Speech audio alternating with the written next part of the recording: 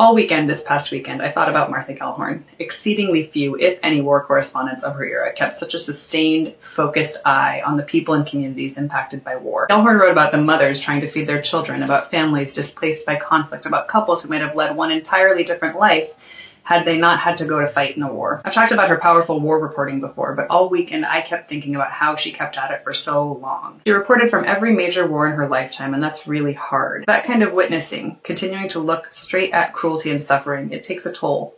And she wrote about it in both of these books of selected letters. It's impossible to say what actually keeps someone doing something that's really hard for so many years, right?